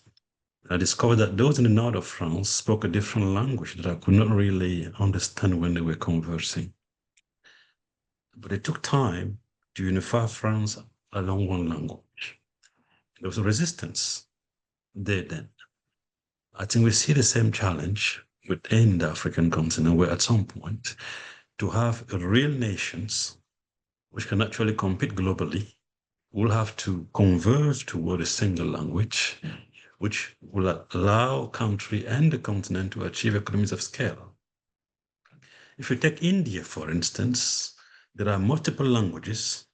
They've actually agreed and converged to one national language, which is a mean of communications. So people tend to speak multiple languages within the same country. Africa will have to go through that. Not because it is important, as you saw on that screenshot from Air France, where we are completely absent, by going through that divisions, by being attached to our little language and community, we are completely disappearing in the global space. We'll have to make a choice between that insularity and disappearance, or convergence and global presence, to achieve the thing that we discussed. But it's not just an issue of necessity, cultural necessity. It's also an economic issue. Language has an economic dimensions. One example to illustrate that, when you produce a pharmaceutical company, a drug from a pharmaceutical company, to sell it to China, you have to have the label in Chinese, or to sell it to Russia, you have to have the label in Russia or to Japan. And that translation exercise, it's an income generating activity for the country. It also forces the transfer of knowledge. But more importantly, for the African continent, the economic benefit of that language has significance. At some point, as we discuss, Professor Powell, I think we discuss about education and higher education in particular. At some point, I was working very hard to establish an African version of MIT, to have great engineers within the continent. I visited India, the IIT system, Bombay, Delhi, and Kanpur, a couple of them. And then they told me a story about the Indian education system, whereby when they created the IIT, they were actually importing books from the McGraw-Hill, and the book in chemistry or physics was about $140 a piece.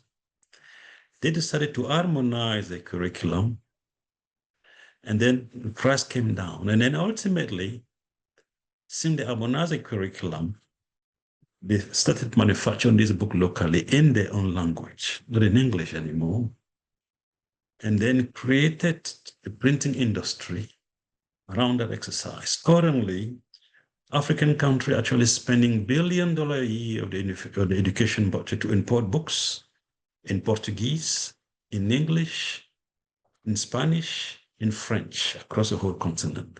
We have country telling you that 75% education budget goes to book import from those former colonial power. So the language issue, it's a necessity in terms of identity, but also an economic issue. I think decision will have to be made taking into account those two constraints. And I believe that it will be much easier, given where we are, to achieve that progress. I hope I've responded to questions. Thank you. And I'm going to give it back to Bob in just a minute, but I can't resist noting that here, just a short distance from where I'm sitting, the last month, the governor of the state of Maryland vetoed a reparations bill which had passed the Maryland state legislature. And for those who may be joining, we're not as familiar with American politics as we are with African politics. The governor of Maryland is an African American, and so that became a very interesting turn in the debate and discussion of reparations in the U.S. With that, unless anybody wants to take up discussion of that, let me turn it back to our co-convener, Bob Wekesa, who today is in Johannesburg. Thank you very much, Adam. And we've had a very informative, rich, and deep and multi-perspective discussion this far. The questions, and I think we are going slightly over time, but you'll bear with us. I think we have had quite a good number of perspectives that couldn't be done in a flash, that needed quite a bit of explanation requiring time. I think the first question come comment is from Sipiwe Baleka, and wait for it. He is, or she is, Minister of Foreign Affairs, Provisional Government of the New Republic of Africa, among other initiatives. And I think the question is posing, which could go to any of our speakers, is that there is the internal and external dimension. What do we do internally in Africa at the AU and other institutions before we even go to the external, which is the global powers that were involved in colonialism and so forth? I think that would be one question. And if you allow me, I'll go to the second question, comment, so that we can combine those. They are not directed to any specific speaker, but the speakers can be at liberty to weigh in. I think the other point then is a matter of, is a kind of a comment pointing out that colonialism started with the military order of Jesus Christ after war was declared on Africans by Pope Nicholas V in June 1452. So I think to this question, I think I'll add my own question. Should we also include the Gulf states? Because on the eastern seaboard and the Eastern Africa regions, Horn of Africa and so forth, there was equally, slavery and, some form of colonialism. Should we also include that? And how do we date this? What time did the slavery begin? And how do we track that going backwards, since we now know that it has an impact today? So that is another question, a question of time and locating the spatial temporal effects therefore. I think there's a comment from our regular participant, Jibril Diallo, who I believe might still be here, who talks of the need for the 250 million people of African descent living in the diaspora, not just being seen as victims only, but forging forward. So I think this is a question that you might want to weigh in, that as we look back, we look forward. How do we reconcile those two positions, given the fact that memory is important, as was mentioned by one of our speakers? And lastly, there's a question directly for Adam, myself, and Krista. I think this will go to Krista.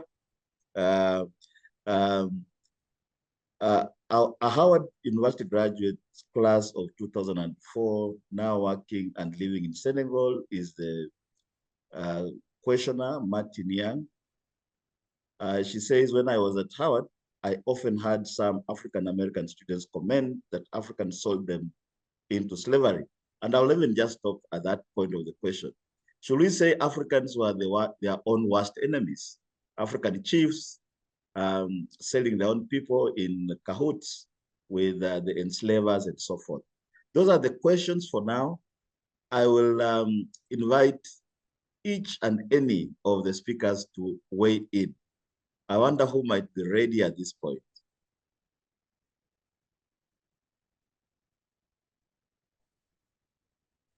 Can we try and just, okay, I can take the first one. Right. The issue of external and internal dimension, it's a very fundamental issue, which takes us back to the issue of sequencing. Sequencing, what comes first? And if you look at the way the world has been, so far, virtually view reparation from the lenses of external. And that has not really worked. In my view, the issue of sequencing is very important. And if we are able, if you look at Europe, Belgium alone would not really colonize Africa. It was too small. But to colonize Africa, they had to come together, the whole of Europe.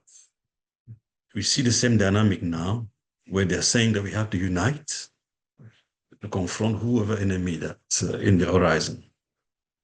So in terms of sequencing, perhaps the first step and the most important step that we discuss is the issue of African unity.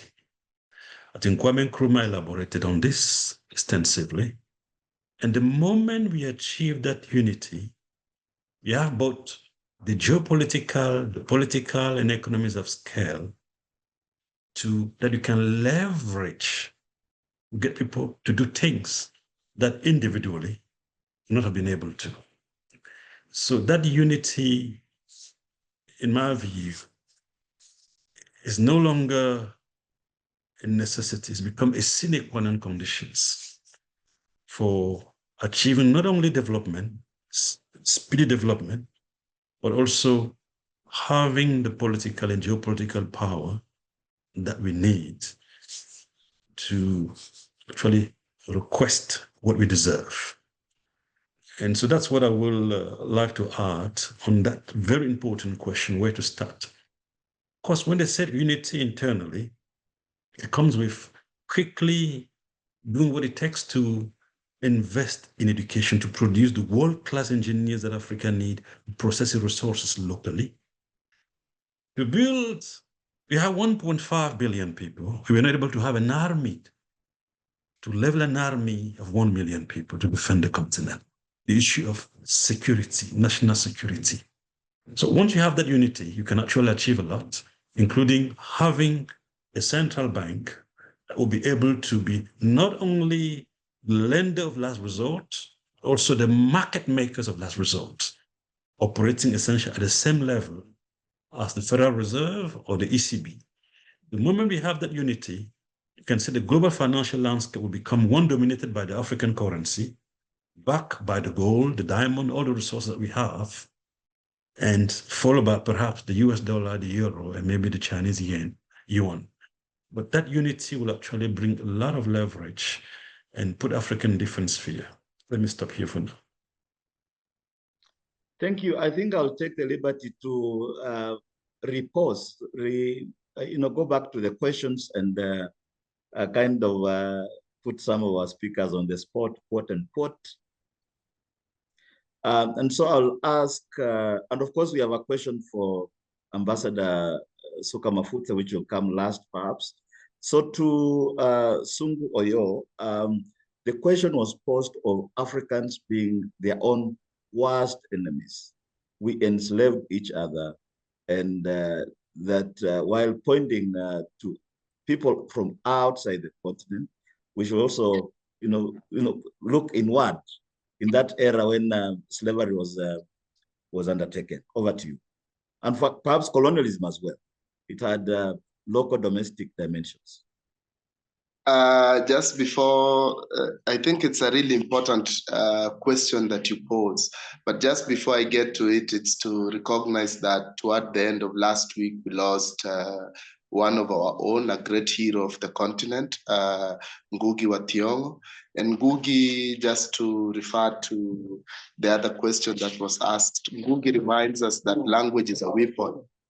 That language is a weapon. It can either be used to attack or defend. And so how we use language, including in education, really is important. And language is at the center of cultural evolution and cultural development, because it is language that carries that memory of society. And so we really have to rethink our use of African languages. On African collaborators, I think every society, every institution, even every family, so to speak, or might not be the most accurate statement at the family level, but every formal institution in society has always had progressive elements and elements that are reactionary. And so when it comes to the processes of slavery and of enslavement of African people, or the processes of colonialism and the structures inaugurated against that, yes, there are African people who participated, not just participated, but actively supported and helped those endeavors to succeed. However, these people are just but a small minority. They are just but a small minority. I mean, I'm from the movement today. We have people in the movements who speak to the government and who spill our secrets. And we get arrested the next day. But they constitute but a small minority. The larger segment of society has always been part of the forward march of our people. The larger segment in society has always been desirous of a more dignified world, like they're working towards creating worlds of joy, love, laughter, dignity. And so even if we look at, for example, the internal and external forces that were at play with slavery or colonialism, or even in this neo-colonial era, of course, we've mostly been discussing the external forces on this call. And we've anchored our call on reparations, on their economic relations to the African continent over the past few centuries. However, there is also internal forces, especially within the neo-colonial state, who've stolen public resources. And, you know, the good thing about history is that history is not linear. The good thing about history is that, as Amilcar Cabral reminds us, the people are our mountains. It is the people who make history. And at some point in history, the people will come back to demand what belongs to them. The people will come back to demand what belongs to them. Because history doesn't arise out of a vacuum. It arises out of a concrete reality. It arises out of a concrete reality. And our people are not fools. Even those who wrong them, they know, for example, Sungu has wronged me. I do not have the power to deal with Sungu today, but at some point in the future, if possible, I will deal with Sungu. And so I do not think that anyone or any institution or any structure needs to think that they can go scot-free. We are in a need. Thank you. No, sorry for cutting you short rudely, but we are basically over time quite a bit, and I wanted to give Alieu now an opportunity to weigh in, perhaps in a summarized fashion, on this question of dismantling the structural aspects of the subjugation of the continent. This is embedded in a question that was posed by Jibril. I think it's a kind of strategic question. Over to you. How do you go about that? It looks like a big issue, and I'm sure you can summarize your ideas around that. Yes. Before I get to that, I would like to just add on to what Sungu said about this issue. It's been a continuous thing that we were sold by Africans. I think the one who answered this question best was Walter Rodney in his PhD thesis, A History of the Opogine Affairs. In there, he talks about it's the African ruling class that sold Africans. I think that distinction is very important. And they continue to do it even today. I mean, the massive theft that is an extraction of Africans' resources and labor, it's still ongoing by the African ruling class, not the everyday Africans, the ruling class of Africa, the political class, and its native and national bourgeoisie. So I think that is important. Now, to the question of how Africa can dismantle its subjugation, if I heard you correctly. No, certainly the issue that was raised is that there are structural elements to the continued subjugation of Africans arising out of slavery and colonialism. So the idea is, how do you go about dismantling that? As I said, it's a big question that you can attempt to summarize in your response. Yeah. I will try as much as I can to summarize.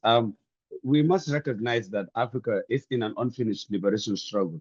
In 1945, Africans met in Manchester for the 5th Pan-Africanist Congress, and the clear task was to go back home, dismantle colonialism, and rebuild and start a national democratic revolution on the continent.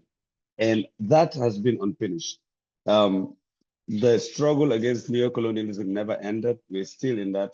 We're still struggling against neoliberalism and all forms of isms on the continent. I think the dismantle African humiliation and subjugation and oppression, I happen to follow the Nkrumah's vision of creating a united, federated Africa under socialism, because it's the only economic system that we can live under dignity would be where the wealth belongs to the many and it doesn't belong to the few.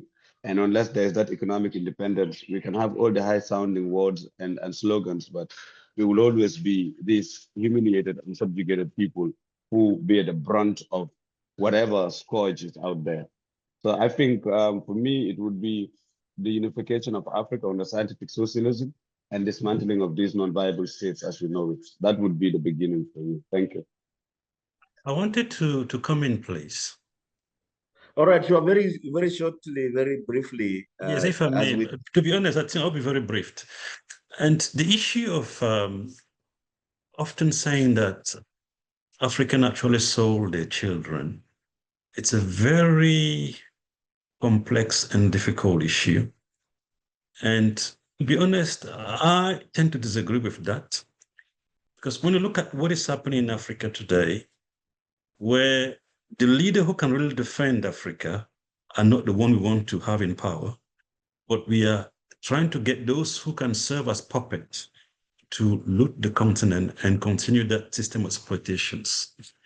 And those leaders individually should be held accountable.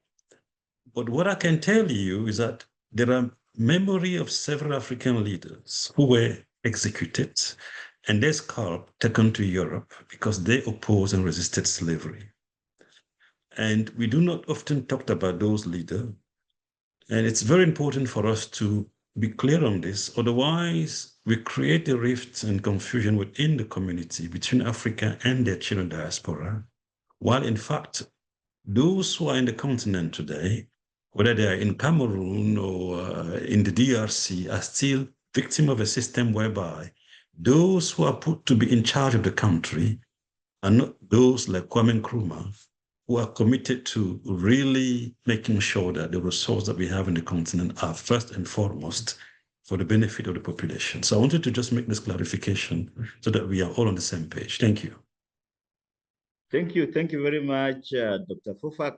I'll pose this question to both Professor Richard America and Professor Krista Johnson, because you are from academia, or the academe as they call it. And I'm reinterpreting this question in the following format, that what are some of the resources, where can one find knowledge and information, and how practical is this knowledge and information to the cause of reparations? You touched on some of those, both of you, but perhaps you can come back again to kind of let us know where sources of information, knowledge, and so forth can be located, but more importantly, to what end can they be used in the reparation, struggle, advocacy campaigns, and so forth. Over to you. Maybe we'll start with Professor Richard America. I would suggest the Review of Black Political Economy. It's a journal that's been published for 50 years. It contains a number of papers over those many years. I organized conferences at our annual meetings several times that addressed this issue. And the participants on those panels, economists, offered their estimates of the range, how much was stolen. That's also summarized in the books that I put in the chat. Thank you, Professor America. Over to you, Krista. And as we noted, we are now about 14 minutes over, so it's a tough call, but here we go. I appreciate everyone staying. And yeah, I would just again echo what Professor America said. You know, some of the best academic scholarship on this is also in the Journal of African American History, which is put out by the Association of African American Life and History. But these kind of historically Black, entities that had to emerge as a result of segregation, right, of our education system here. And you still have, I mean, I think one of the things to note just kind of in this, kind of contemporary era where reparations is kind of now front of center, and a lot of people are talking about it. We tend to, or the discussions and the narrative, and certainly the coverage tends to maybe focus on people like Ta-Nehisi Coates, who also is affiliated at Howard, so it's not a knock at all on him, who wrote a really important 2014 piece in The Atlantic. But a lot of those ideas emerged from Black scholars that had written a lot on that stuff beforehand. So I think we also should be kind of, I think we need, actually, it would be very useful, maybe we should do this, Bob, is to really have a concise bibliography on reparations in terms of where to get this, this information. Yes. By the way, Coates did not properly, accurately, fairly, honestly, truthfully, fully report his sources in that article. Yeah, right. Kind of the, well, yeah, yes, no. So the point that I was making, right? I mean, this work had been going on, right? So, but we tend to kind of, latch on to, I think, famous figures or politicians or other people who then, kind of have sound bites, but that's not necessarily those who have done the long work and the arduous research to actually put together some of these arguments. So anyway, I'll leave it there, but thank you so much for this discussion. Thank you very much, Krista. Well noted. I think scholarship, we have our work cut out for ourselves. But allow me now to pose this question to Ambassador Suka-Mafudze. And this actually arises from some of the discussions that seem to point at the AU as not doing enough or not approaching things in a manner that can effectively address this issue of reparations. Doing it in an overarching way, but we could have nuanced it. But over to you, Ambassador Suka-Mafudze, and we'll then move towards conclusion. Over to you. Thank you for the question. And let me put it this way. Every generation expands its definition of equality. And it's time of your generation and our generation today to define our new social contract. And what do I mean by that? African Union has put this out. How does it become the issue of reparations? How does it become fashionable? It has become fashionable because the African Union has put it out. And then not only African Union, I'm hearing professors here who are talking of this has been there and all that. But if African Union is coming up with definition of reparations and saying it's time for reparations, it calls on all of us. It has to be an inclusive kind of agenda. We cannot just wake up and they say this is what we are doing. It won't be an event. It will be a process. And the African Union is working diligently, taking from what Dr. Fofack said of unity. There are many moving parts in African Union at the moment. I'll tell you, as diplomats, we are working on so many issues that have been mentioned in the reparations as areas where we would want to get these reparations. As we talk of the climate, and they come together to talk of those. The climate, and we talk of infrastructure. We talk of these reparations. There are so many moving parts to make the complete whole. Looking at African Union and thinking it's not on the rightful trajectory, I would want to think, I may be biased, but I would want to think at the end of the day, African Union is playing a role that knocks on many doors to say, this is where we are, this is where we are going. Did we have as African Union Agenda 2063, where we say we define ourselves, this is where we want to be in those years, 50 years? We didn't have that. And we didn't know how to relate with others without some definition of who we are. And this definition came into being, that's Agenda 2063. And what are we talking about? AFCFTA is our economic blueprint, and the African Union is moving. And there's implementation around this Agenda 20 AFCFTA. And what does that mean? African Union is doing, it cannot happen. Change is happening, though in a smaller way, but it will start smaller, but it will grow. Even globally, we start small and it will grow into a formidable force. And they give African Union a chance, and they're doing the best that they can do. And they're working with the member states on the continent of Africa, is also knocking on the doors of these member states for them to be cautious of what is out there, the issue of reparations, what is colonialism, putting all this in the curriculum of our children. I know time is up. Thank you very much. Thank you very much, and Ambassador Suka-Mafudze, for giving us the official AU position, and over to Adam for closure, and of course for all of us will engage some more on this topic. We have gotten some good notes taking us forward. We'll be reaching out to the ambassador and to the other colleagues, scholars, activists who have been on the call. Over to you, Adam. Thank you, Bob. A special thanks to Her Excellency, the Ambassador from the African Union, for opening and closing the remarks in our conference today. Thanks to all of you speakers from West, East, and Southern Africa, colleagues here in Washington, D.C., and to all of you for joining us. We have one more, this is going to be an unusual month because we're going to have two Africa-U.S. forums this month.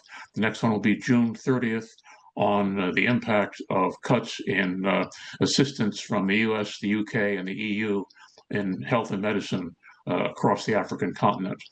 And so until then, thanks once again, and we're adjourned.